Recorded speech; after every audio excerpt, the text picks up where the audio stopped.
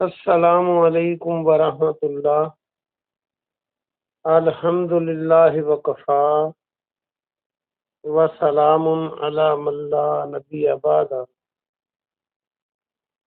اللہ مہربان کے فضل و کرم سے ہمارا آج کا سبق سورۃ الحجر کی آیت نمبر 55 سے لے کے 60 تک ہوگا انشاءاللہ۔ اعوذ باللہ من الشیطان الرجیم، بسم اللہ الرحمن الرحیم۔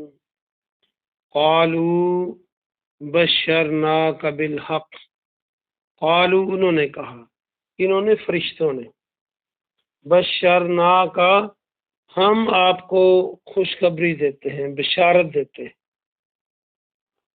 بالحق حق کی، فلا پس نہ ہو، پس نہ تکن تو ہو، پس آپ نہ ہو جائیں، پس تو نہ ہو، تکن من القانتین نا امید ہونے والوں میں سے، قانتین نا امید ہونے والے۔ قنوتیت اردو میں استعمال ہوتا ہے، اسی سے وہ بنتا ہے نا امید ہونے والے، آس کا جو الٹ ہے۔ با محاورہ ترجمہ دیکھیں، انہوں نے کہا ہم نے آپ کو حق کے ساتھ خوشخبری دی، پس آپ نا امید ہونے والوں میں سے نہ ہو جائیں۔ قالا کہا، کس نے؟ ابراہیم علیہ السلام۔ ومن اور کون، ومن یقنط کون نا امید ہوتا ہے۔ یہ لا تقنطوا من رحمت اللہ قرآن کی آیت ہے، لیکن مسلمان اس سے بہت واقف ہیں، اس آیت سے۔ من رحمتی اس کی رحمت سے، رب ہی اپنے رب کی، الا الضالون سوائے گمراہوں کے۔ کہا کس نے؟ ابراہیم علیہ السلام نے، اپنے رب کی رحمت سے سوائے گمراہوں کے نا امید کون ہوتا ہے؟ قالا کہا، کس نے؟ ابراہیم علیہ السلام نے، فما تو کیا، خطبکم تمہارا معاملہ، خطبو یہ اس سے خطبہ بھی بنتا ہے جو آپ پڑھ چکے ہیں پہلے، منگنی، یہ خطبہ بھی جس کے معنی بات چیت، معاملہ۔ ایھا المرسلون اے وہ جو بھیجے ہوئے ہو، اے وہ جو بھیجے گئے ہو، یعنی فرشتوں، تمہارا کیا معاملہ ہے۔ اصل میں یہاں پر جب اصل مدعا کی بات ہو تو یہ لفظ بولا جاتا ہے، یعنی اصل مدعا کیا ہے۔ آخر وہ نبی تھے اور پیغمبر فہم و فراست میں باقی لوگوں سے ہر طرح بڑھ کے ہوتے ہیں، نہ صرف فہم و فراست میں بلکہ ہر میدان میں۔ تو چونکہ یہ فرشتوں کی جماعت تھی تو انہوں نے کہا کہ معاملہ کوئی اور ہے، مدعا کیا ہے۔ قالوا انہوں نے کہا، کس نے؟ فرشتوں نے، انا بے شک ہم، ارسلنا بھیجے گئے ہیں، ارسال کا لفظ آپ بارہا پڑھ چکے ہیں، الی قوم مجرمین مجرم قوم کی طرف، ہم جرم کرنے والوں کی طرف بھیجے گئے ہیں۔ الا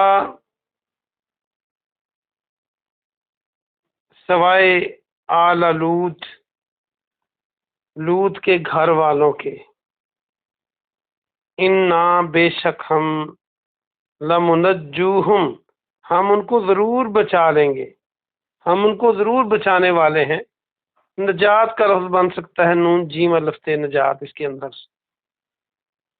اجمعین سب کے سب کو۔ انہوں نے کہا بے شک ہم جرم کرنے والی قوم کی طرف بھیجے گئے ہیں، سوائے لوط علیہ السلام کے گھر والوں کے، یقیناً ہم ان کو ضرور تمام کو بچانے والے، اللہ مگر علم راتہ، سوائے اس کی عورت کے، امرا عورت کو کہتے ہیں، قدرنا ہم نے طے کر دیا، یہ تقدیر والا اور مقدر یہاں سے بن سکتا ہے، قدرہ سے، ہم نے طے کر دیا، یہ اللہ فرماتا ہے، انہا لمن الغابرین، بے شک وہ پیچھے رہنے والوں میں سے ہے۔ جو غابرین ہے، غابر کی جمع ہے،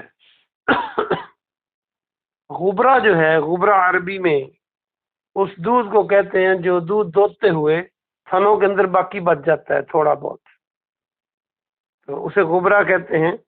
اور اس کی آسان مثال اس سے بھی ہے، جو غبار ہے، گرد و غبار، یہ غبار جب کوئی چلتا ہے، قافلے چلتے ہیں تو دھول مٹی اڑتی ہے، غبار اڑتا ہے، وہ قافلے آگے چلے جاتے ہیں، وہ اڑا رہتا ہے، یعنی پیچھے سے اڑا رہتا ہے، تو اس کا مطلب پیچھے آنے والے، پیچھے رہنے والے۔ تو آج کا سبق پورا ہوا، آئیے ہم اس کی تفسیر دیکھتے ہیں۔ واپس آ جائیے، یہ رکوع بھی پورا ہو گیا اللہ کے فضل سے۔ فرشتوں نے جب بات کی تھی اور انہوں نے کہا تھا، کل کے سبق کو اس کے ساتھ ملائیں کہ میں بوڑھا ہوں، قرآن میں اور جگہ آیا کہ میری بیوی بانجھ ہے، تو تم کس بات کی خوشخبری دیتے ہو؟ تو فرشتوں نے کہا، ہم حق کے ساتھ آپ کو خوشخبری دیتے ہیں، آپ نا امید ہونے والوں میں سے نہ ہو۔ انہوں نے کہا، پیغمبر تھے، صاحب فراست ہوتا ہے پیغمبر،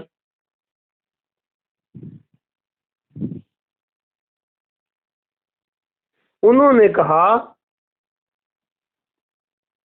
کہ گمراہوں کے علاوہ کوئی نا امید نہیں ہوتا، تو میں نا امید کیوں ہوں گا؟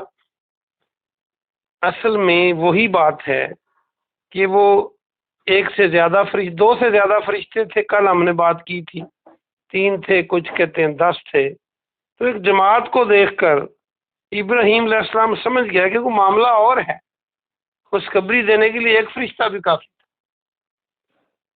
اسی لیے اگلی آیت میں انہوں نے کہا کہ تمہارا اصل مدعا کیا ہے وہ بتاؤ، اے فرشتوں، اے بھیجے ہو جو اللہ کے بھیجے ہوئے ہیں، بتاؤ اصل بات کیا ہے، مدعا کیا ہے، معاملہ کیا ہے تمہارا؟ تو انہوں نے کہا، پھر بات کر دی کہ ہم مجرم قوم کی طرف آئے ہیں، بھیجے گئے ہیں۔ ان کا اشارہ لوط علیہ السلام کی قوم کی طرف تھا، ساتھ ہی انہوں نے فرمایا ہم لوط علیہ السلام کے گھر والوں کو بچا لیں گے، تمام کے تمام، لیکن سوائے اس عورت کے، سوائے ان کی بیوی کے۔ اب دیکھیے یہاں بھی آل کا لفظ استعمال ہوا ہے، تو کتنی ناانصافی کرتے ہیں کئی لوگ کہ نبی علیہ السلام کی آل میں گھر والوں کو شامل نہیں کرتے، بیویوں کو شامل نہیں کرتے۔ تو بیوی کو تو اردو میں کہتے گھر والی ہیں، گھر ہی بیوی کا ہوتا ہے، تو وہ بیویوں کو نکال دیتے ہیں اہل بیت سے۔ تو یہاں پر بھی تمام گھر والے جب کہا گیا تو آل کا لفظ استعمال کیا، اور آگے جا کے بتا دیا کہ سوائے اس عورت کے۔